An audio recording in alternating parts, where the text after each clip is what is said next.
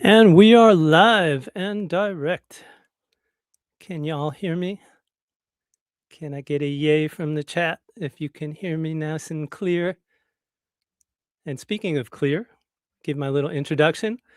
Welcome to Loud and Clear with Glenn Schick, where we talk about mastering, audio production, and the things that actually make records translate in the real world.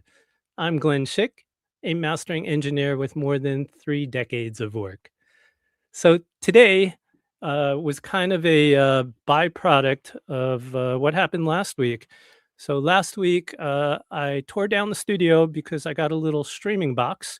This thing, it's a Rode Streamer X, I think. And the Streamer X required some breakdown because I had some connections I had to take and rewire here, and uh, it was just kind of a mess. And setting up for my normal mastering stuff every day, and then breaking down once a week to do the live stream was becoming just a horrible pain. So anyway, this thing, when I finally got it hooked up yesterday, is supposed to be a capture card, and it didn't capture anything. So WaveLab demos are off till next week. So plugins, WaveLab, all that stuff is going to be put aside. And today's show that I scrapped together because I didn't want to not be on again this week was a question and answer show. So uh, I wanted to say sorry for the lack of preparation today, but we're going to salvage this. We're going to make it good. So anyway, hope everybody's good. Let's see. I'm going to go over to my chat window here. See if we can see anybody. Somebody say hi so I can know you're there. Anybody? I see one comment there. Okay, you're on. So we're good. I'm going to read off some of the questions I got from Instagram earlier. And you Instagram folks, please chime in because I'm going to be checking this out. So first of the Ask Me Anything today, this is from Enoch H. And he's asking what I think about crossfeed. So, for those in the know or not in the know, what crossfeed is, um, when you have headphones and in the DACs, the digital to analog converters and the amplifiers, sometimes they have something that simulates having your ears in a room with speakers. So, in other words, when you have uh, the right ear only hearing the right channel and the left ear only hearing the left channel, it's not mixing those signals. And what crossfeed does is it gives you an approximation of what happens in a room where the actual signals uh, cross over to the other ear. So, with that explanation given, I hate crossfeed. I don't like it. I don't think crossfeed is a useful thing for me personally. Uh, I don't look as headphones as being a substitute for speakers. Headphones are headphones. They should be just what they are. It's a tool. It's the way people listen nowadays more than speakers, other than like on their cell phones. So for me, anyway, I appreciate headphones for what they are. I master stuff with that thing, with that thought in mind. And so I am not a fan of crossfeed on anything. All right. Hey, Sagi. Nice to see you. Um, let's see. Next question here. We got Big Baller Lex 1. uh, he says, what do you think about the Audeze MM500s? Um, I really like the Audeze MM500s. And without a blatant plug for it, obviously I'm an Audeze guy and I use lots of their headphones, including the LCD 5s and the 5Ss. I've got the MM100s here. I'm a regular Audeze store, but I don't have a pair of the MM500s yet. I have heard them many times. I think they're basically the best value in a really pro audio headphone. I mean, without spending ridiculous amount of cash, I could easily work on them. And the difference between going that to say, oh, I don't know, their top of the line, like a 5S, is incremental. It's not going to be like, oh my God, this is horrible and this is great. It's going to be great at the top, but it's still going to be great on the level two down. So I highly recommend the MM500s. Think they're fantastic. All right, Big Baller Lex also has another question, or should we come back to him? Uh, let's see. Yeah, hit me up, Soggy. Uh, Soggy has a huge problem with that annoying pumping and volume ducking effect, so much that I'm starting to believe I'm the only one hearing it. I'm going crazy, Glenn. Soggy, let me ask you what context you're hearing that in. Um, the annoying pumping or volume ducking that you're hearing, I'm assuming in your mix or maybe in your master, is probably excess amount of bass energy that has nowhere to go. So let's see. He's got a few more notes here. Uh, the more low end the song, the harder it is to bring up the overall volume in the mastering stage without the introduction of that annoying pumping effect. Yeah, so I think we're on the same page here, Sagi. Without controlling that low end, um, and really kind of containing it the best that track needs, it's going to have nowhere to go, and therefore is going to overflow into your other stuff. So it's going to push down your volume on your whole track or parts of your track, and that's the pumping part or the ducking that you're hearing. So it just yeah, the secret sauce for, no, it's not side chaining. He's talking about Waka Flocka, who's an old client of mine. All that stuff basically is just well, sourced low end. That stuff had, like, pretty good production from what I remember, and, most of that stuff, we kind of trim the 808s and the sub basses and things like that. So they sit nice, they still hit, but they don't have all of their energy. And that keeps something from ducking or compressing at a fixed volume where, if you think about it, like you have a glass and say the glass is totally full and you put something in that glass, that water is going to spill over. So that same analogy is going to also be with the audio.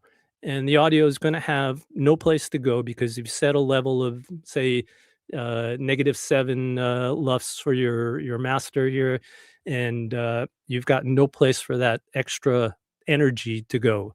So I hope that explains why you're getting that ducking or compression, which is basically what's happening, and that should hopefully help you.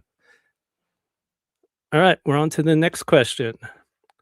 Big Baller Lex 1. Could you tell me your top 5 plugins for a specific scenario?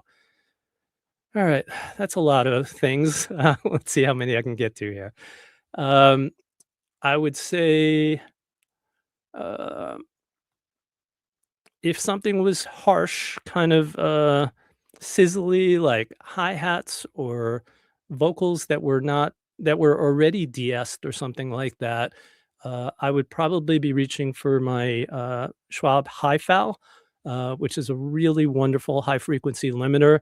And that really kind of tames a lot of the harshies in a track. And I quite like that a lot. Um, let's see, some secret sauce stuff for plugins. Oh no, he wants specific scenarios. If I had a track that had kind of wimpy pan guitars, I would probably reach for the Waves, not Waves, Waves Factory. What's it called? Waves Factory. Hold on, I need to call this thing up. It's called a Spectre. That's it. All right.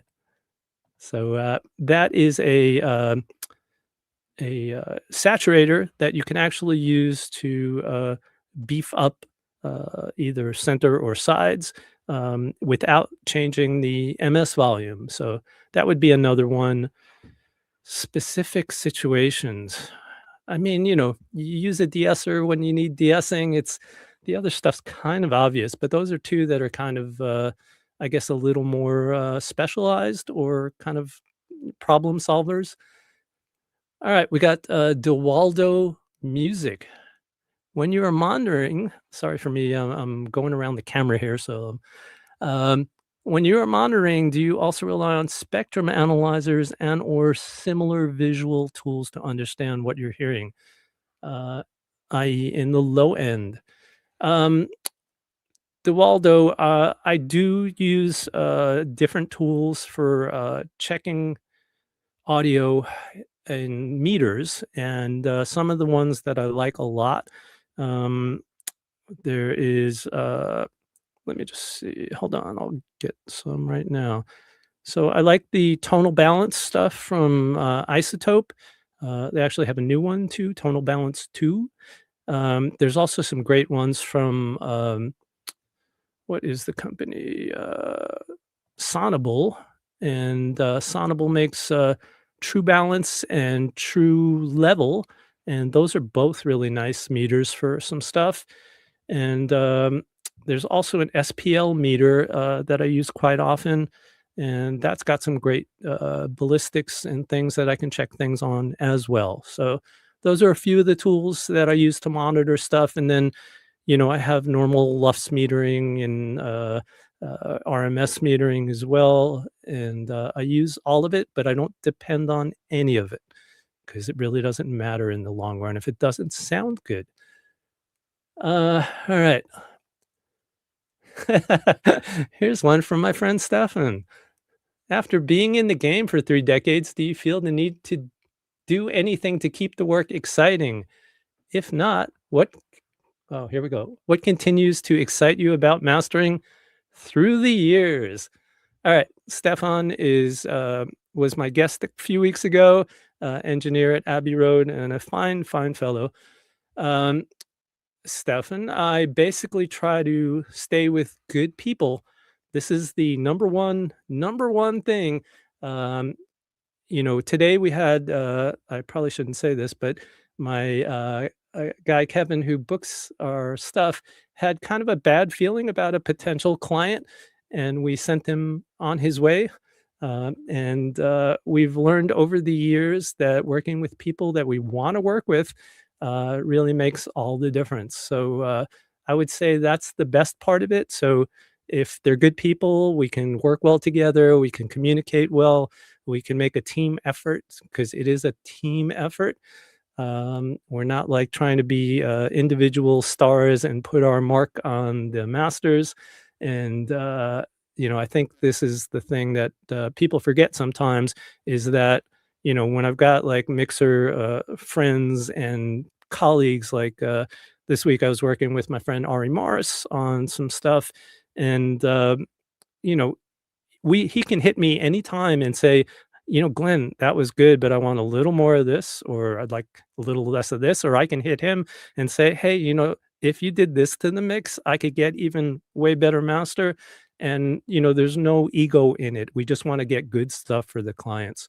So I think that's the important thing. Good people. All right, Sagi's back. I can hear on my home Bluetooth speaker, but when I heard it on a larger Bluetooth speaker, I couldn't hear it. That's because Bluetooth speakers kind of suck, and it's not really the best way to monitor your stuff. They don't really reproduce everything, and they're not consistent. So I would say again, um, Sagi, I already explained why you're getting the pumping. Uh, if it exists in the mix already, there is nothing you can do. That sucker is cooked and fried. So um, let's hope you can get a better mix next time. So let's check if there's anybody else here. Any other questions in the chat? I'm here in Reykjavik today. It is raining. Sagi, I think you have most of the questions today. uh, it is a rainy, gloomy day in Reykjavik, which is normal weather. And I'm tired because I got woken up 3 times last night. And then I had to tear down the studio after pulling this thing out. and now I gotta try to figure out how to rehook up everything. Alright, we got any more? Alright. Anybody else here? Come on, folks. I'm here for your actually, at your disposal, not for your disposal. I don't want you guys to dispose of me, please. That would suck. Hey, I'm doing a live stream, and we're gonna dispose of you. Here's a new one, um, from RGNDI 8714. Are you concerned of hearing damage working long hours under headphones? Do you battle with hearing fatigue? Thank you for pushing the mastering game. Thank you for saying that. Very inspiring, and that's what I live for. You were talking from my friend Stefan about what keeps you going. Those comments keep me going. Um, so I've had some hearing damage over the years. Here's the truth: every professional audio engineer has hearing damage. It's just how much and how functional are you? So, fortunately, after whatever hearing loss you have, your brain will kind of recompensate again. So, somebody with perfect hearing doesn't have a better chance of making a better mix than somebody with compromised hearing necessarily, because most of the guys that have compromised hearing are veterans. They've been doing it for like a million years, and their brain totally knows how to adjust for all that stuff, myself included. So, don't be, if you are one of those engineers and you've had some either hearing damage from, a live gig or playing in a band, or you're one of those guys that, wasn't born with, good frequency response. It doesn't mean you can't work. It just means you have to kind of get the experience. So, as far as working long hours with headphones, I try not to work crazy long hours anymore. I don't know if you can tell, but I'm not the youngest of men. And one of the things you earn as you get older is some more me time. So I have a little more me time now. We don't book sessions, 6 days a week anymore. I don't work 12 or 18-hour days anymore. Uh, yeah, I try to take it easy. I'll go take a walk sometimes between sessions. I'll take a coffee break. I'll chat with a friend. I'll spread a project over a couple days. And now we're going to talk about the question from Anotiny. How long does it take you to work on a track or on an album? So that is a big depends. The better the track is or the album is, usually the less time it will take me because I'm doing less to it. And, the big takeaway from mastering is do no harm. I, at worst, don't want to make their mixes any worse than they came in, and hopefully, at best, make them better. So, if something comes in fantastic and needs nothing, there's going to be nothing done to it. If something comes in that needs a little tweak, it's going to be a little tweak. If something comes in massacred, then it's going to be an all day session. And, I might even advise the mixer to go fix it, which I do quite often. And I do turn away quite a bit of stuff, but sometimes people don't have the luxury or time or budget to go back and fix things. So sometimes you just have to deal with it. And, I do my best, and, that's all you can do. So I would say on a track can be anywhere from 10 minutes to an hour and a half, depending on the song. And that's like for one version. Most hip hop stuff comes with, instrumentals and acapellas and cleans and mains and TV tracks. And if you're doing like singles, it's going to be minimum of probably an hour doing all the passes and running them and editing them.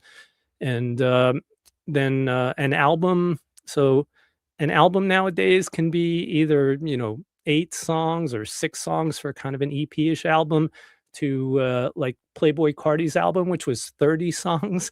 And then, like, this past week, I think we have one that's about 18, 19 songs on an album. So, I would say an album can take anywhere from, I would say at minimum, 4 hours to maximum several days, weeks, months, or occasionally years, depending on how the client spreads things out.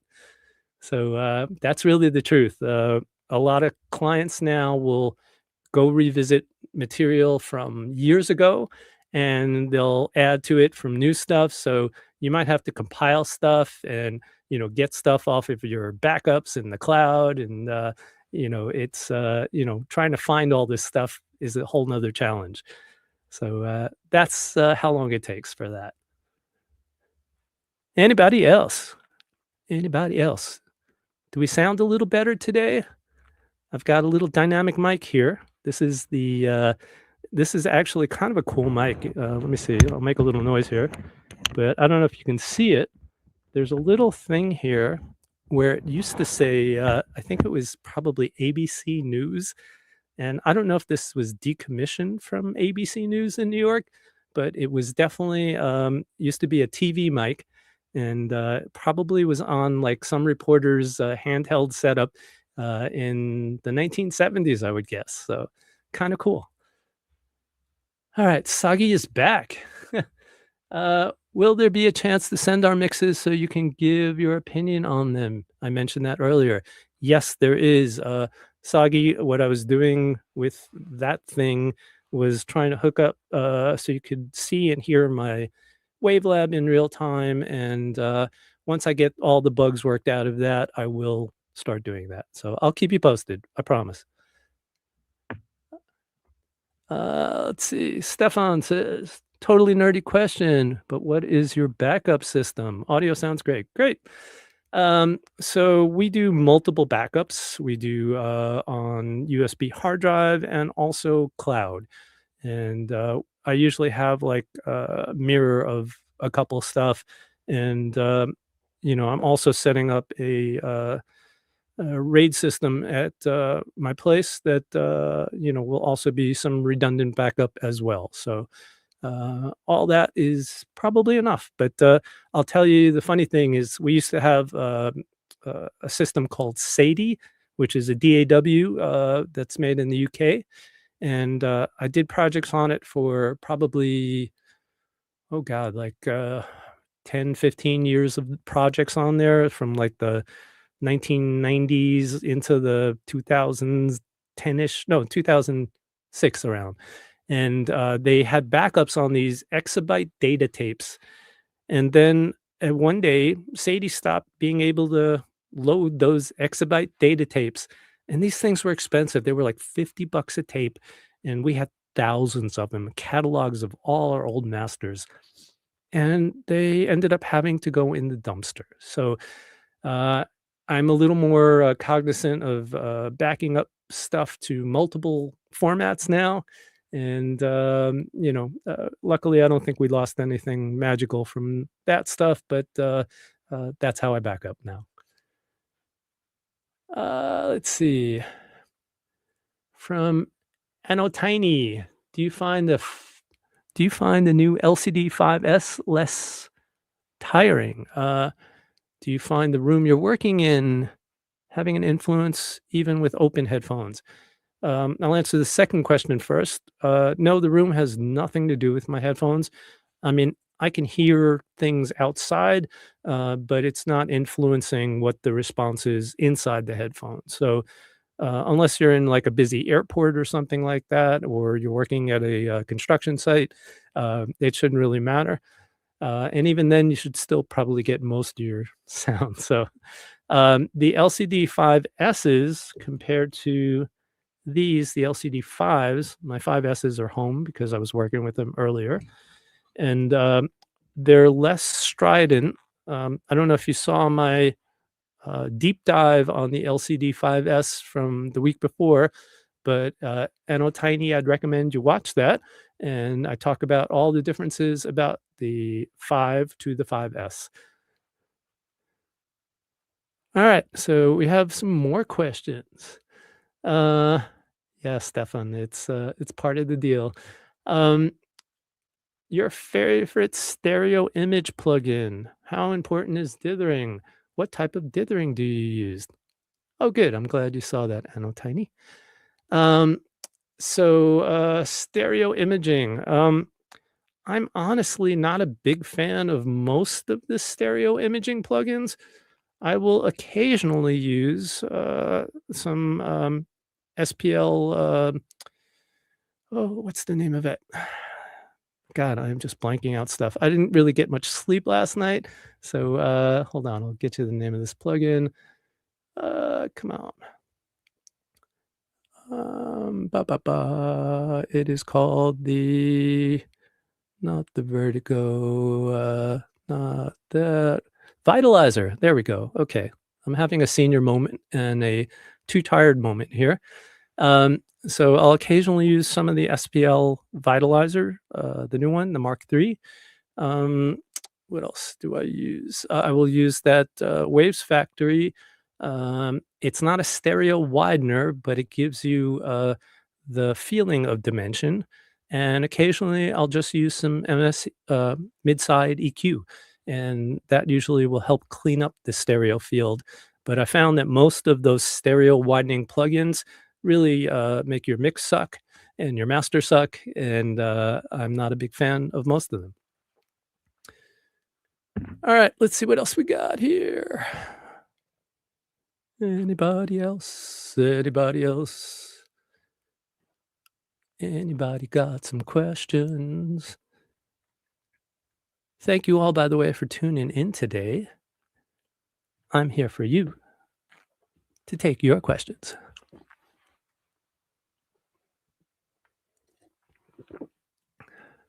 Stefan is saying, my favorite is the free MSED. That sounds like some kind of erectile dysfunction plugin. What is my process for vinyl? From Anno Tiny, not sponsored by the Grammys. Process for vinyl, that's kind of a open, weird question a little bit, but are you talking about, do I do anything special when it's going to vinyl? Or are you asking about when I used to cut vinyl? Because I used to have a Neumann record lathe in my old studio, and I used to cut vinyl. So, okay, so when I hand off a master for vinyl to be cut, which is now not with me because I don't cut anymore, um, I don't do anything. Uh, there's it should be pretty much ready to cut. Um, if there's anything that needs to be adjusted or kind of tweaked as far as things that trigger in a vinyl master, which is usually too much sibilance, which hopefully I've gotten rid of, or stereo out of phase bass, which hopefully I've also fixed before it's put out as a master. Um, it should go to cutting and be able to just cut right from there.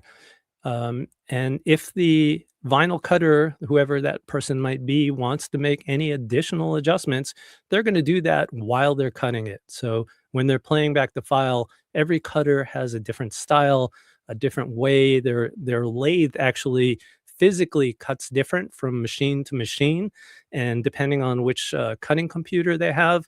I know this is super technical, but heck, this is a mastering channel. So every cutting machine has these little computers. They're barely what you would call a computer, and those things tell the lathe how much space you can have in the between the grooves, and they help to put them in more efficiently. So every cutter is going to adjust his lathe, the audio coming into it, to maximize all that. So I know it was technical, but that's your answer, Anno Tiny. All right. RG Grandy8714 says, "Do I have to still do Redbook's DDPs nowadays, or is it just audio files?" Uh, I do still do DDPs. I did, some this week, actually. Not like the old days, though. The old days, we had, DDPs popping out of here, several times a day and, towers of CD copiers, and, we used to have hard copies of, CD, masters and all that, but we don't do any of that anymore. But, I still do make DDPIs because there are occasional clients that still wanna press a CD, and they're actually coming back a little bit now, so, expect to see more. Anno Tiny, no, I don't take down my volume at all because, the cutter is gonna do all that. Soggy is on asking about the DT770 Pro headphones and Cali Audio LP studio monitors. I don't really know either of those things, Soggy, so, um, I've just found that, my out-of-ear are the only headphones that I've been comfortable and confident using, so, if they work for you, all more power to you, so. Let's see, we got, a new person, yay. Christelle, "Hey, Glenn, what outboard gear do you use in mastering, or are you completely in the box?" Um, I am completely in the box and have been since 2012. So all of those, hits and, big records you've heard, all been in the box, and, the secret is that even when we had outboard gear and we had a beautiful analog studio, um, most of the time, especially towards the end when the plugins started getting better, which was around 2012-ish, um, we would usually start choosing the plugins more than not. And I'd say all the guys that you see now, almost, I'm going to say 95%, if they have a big rack of outboard gear in front of them, they're probably not using it. It's mostly for show. And even if they were using it, it's kind of a pain in the ass and it doesn't really give you that kind of return. So that's why I'm in the box. Um, how loud are we have another question from Easy Jam. How loud is the LUFS or loudness meters do you usually aim for? So I don't know if, you saw my first show, I think I did, episode 1, Easy Jam, but, you might wanna check that out. It's about loudness meters and, why they don't really matter. So, everything's kind of project dependent, music dependent, style dependent, so I don't have a number that I aim for. It's gonna vary, everything, project to style to all that. So there's no, it could be, negative 10 LUFS, could be negative 4 LUFS, could be negative 8 LUFS, just depends. Excuse me while I get a drink.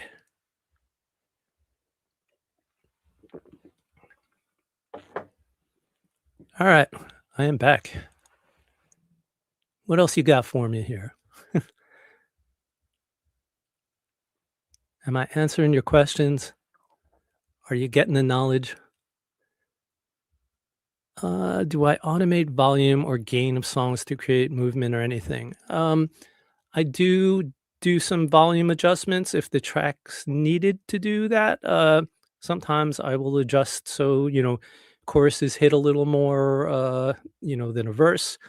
And then there's a lot of mixers that will hand you stuff that's not really sitting level in vocals. So, if the intro of the song has like vocal levels that are kind of sitting below the chorus, really when you're listening to it and you adjust it to your volume and then the chorus comes in, it's going to blow your ears off. So, we're going to kind of fix a lot of those parts from, intro to chorus to, verses, so that they all have some consistency.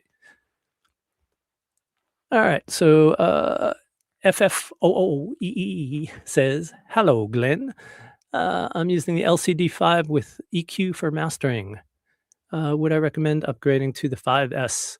Um, FFOOEE. Um, as I said in my 5S deep dive, which episode I don't know whatever, but go check the live stream here. You can see the deep dive on the Out of Z5s and 5Ss rather. Um, I think you should only upgrade if you are not getting what you need from your fives. So that's kind of the answer. They're both really good headphones.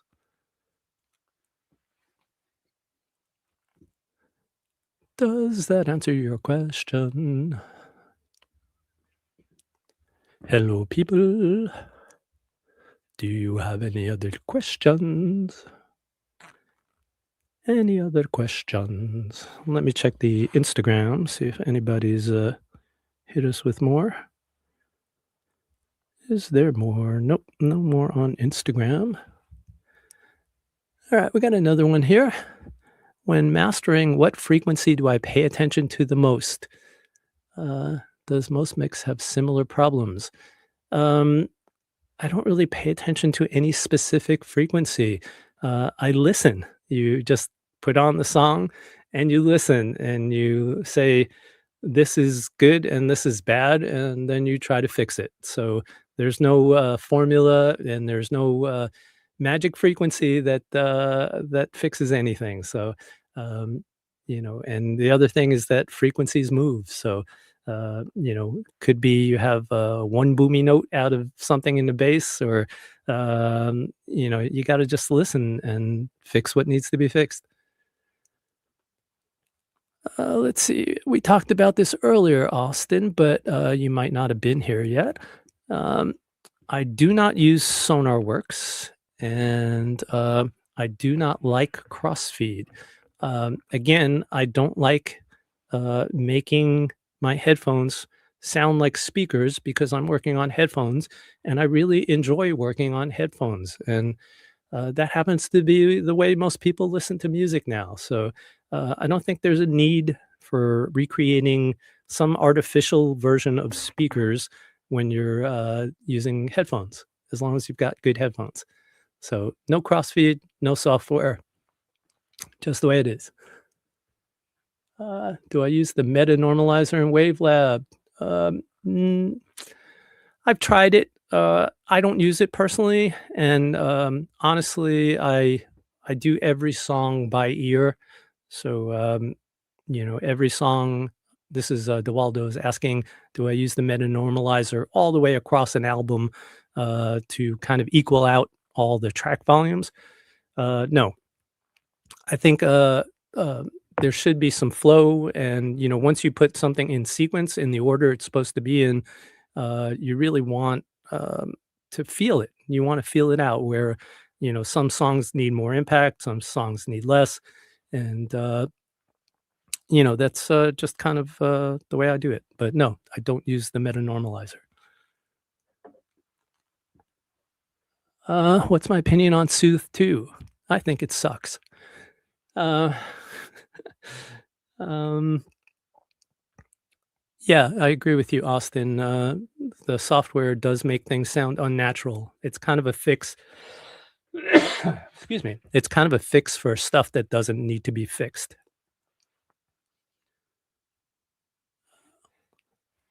Let's see. 808 FA says, do I just get one wave or multi-track stems from artists like Cardi or Future? No, I get mixes. And usually it's, mains and cleans and instrumentals. I hate doing stems. Uh, I'm against it. I don't take them because I think that's mixing. It's not mastering. And I think anybody that calls stem mastering is wrong. I think that it's mixing, and I want the mixer to do the mixing. That's not what I've been hired for normally. They hired me to master the song. So no stems. I don't like stems. I don't work with stems. Uh, I know Tiny asking about my DACs and my journey to which DACs and headphones and converters I use. And that would be from a company called Chord Electronics. and, you have to excuse me, I'm getting a little, hoarse. Um, the Chord Electronics, which I actually went to visit in the UK, a few weeks ago, and say hi to my friend Tom, shout out to Tom. Um, they make, some of the finest electronics, and I use a Chord Dave here in the studio, and at home I have a Chord TT2, and they're both amazing DACs and amps. So oh, and I have a little battery powered, uh, IFI Diablo that I use sometimes when I'm on the road. So that's what I use.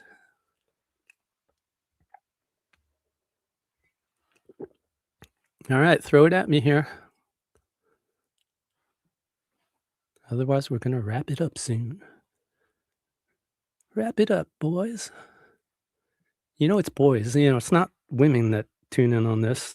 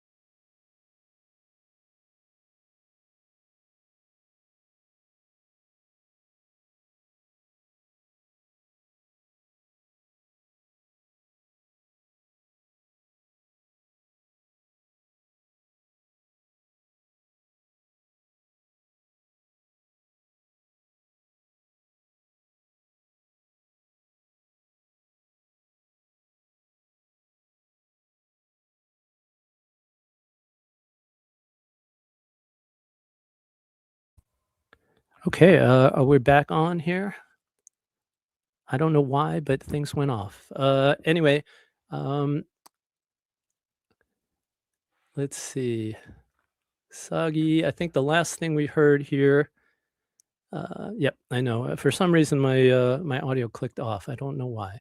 I'm gonna go back here a little to see where we lost our. Where did it cut out? I think something about Soggy's stuff, but um, so I was saying to Anno Tiny, I'm super happy to hear that you are not another male doing mastering here. So I support you. More power to you. Uh, let's see. That's funny. As soon as I was talking about women is when the audio cut out. So yeah, I am seeing more female mastering engineers. I am a big supporter of that. I have some friends like Jet Galindo that are fantastic female mastering engineers, and there's people like Emily Lazar who've done it for a bunch of years too. But always great to see some diversity happening in this field, which is a bunch of old white guys usually. So uh, let's see. You mentioned in a previous, this is from Salad Days, in a previous chat that your studio is acoustically treated. Uh, could you speak to what role speakers play in your mastering, what you use, and where they sit in your process? So I am working with a company called Mon Acoustics from South Korea, who make fantastic speakers. Let's see. I don't know if you can see them in the back here, but the little tiny speakers, whoa, that are on the back, the aluminum ones, are from that company, and, I also have big ones in front of me here. If I had a mobile camera, I would show you, but I can't. But, and I have some towers that are sitting on the floor, with super tweeters and, super tweeters and subwoofers. So, the speakers are mighty fine. I love my speakers, and I use them, to kind of work when I feel not like working with headphones, and, it kinda gives my ears a little relief to not be wearing this all the time sometimes, and, they give me a little different perspective, so excuse me. So that is the speaker, thing. So Mon Acoustics, love my folks at Mon Acoustics. Shout out to Young. Check out their speakers. You can get them in America. Let's see, should I grab one of them? I'm gonna grab one of them.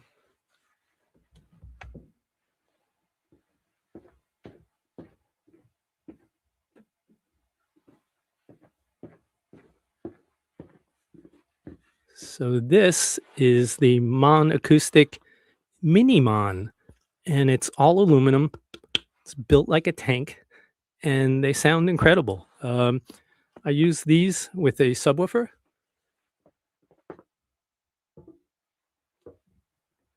and I also have their flagship speakers, which are sitting in front of me, which I can't pull over to you, much bigger, and they're big towers, and they sound fantastic. So,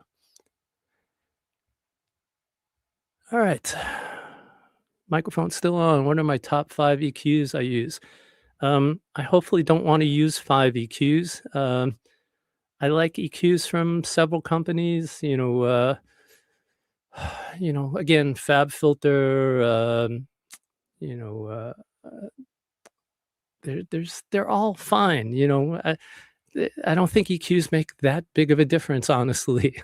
I know people are going to throw things at me for saying that, but the only thing EQs really change are what choices you have. So some of those things, like the Fab filter or the Kirchhoff EQs, let you pretty much set anything you need. So you shouldn't really need much more. Some people like the Pultec style of things, but you can set those with anything now.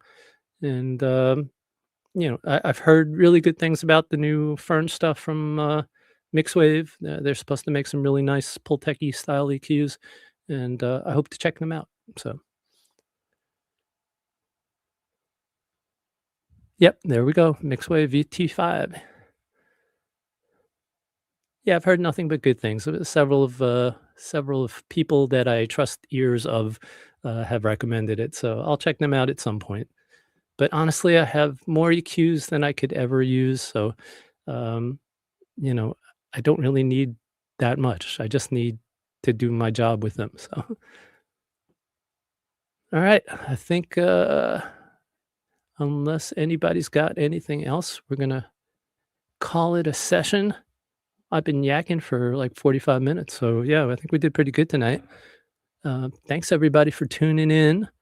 Um, I appreciate you dealing with my technical issues today, and we'll uh, we'll definitely try to get a better um, organized show for you next week. Oh, we still got a couple more questions. I'm going to try to get these in. Any advice on getting the mid range right? Make the bass good, and then the mid range will sit much better. Uh, Saturation when mastering, how important is it? It's not important. It's a style thing. With that, I'm going to wish everybody a fantastic Thursday afternoon or night. And thanks for the questions today. And I really appreciate y'all tuning in. And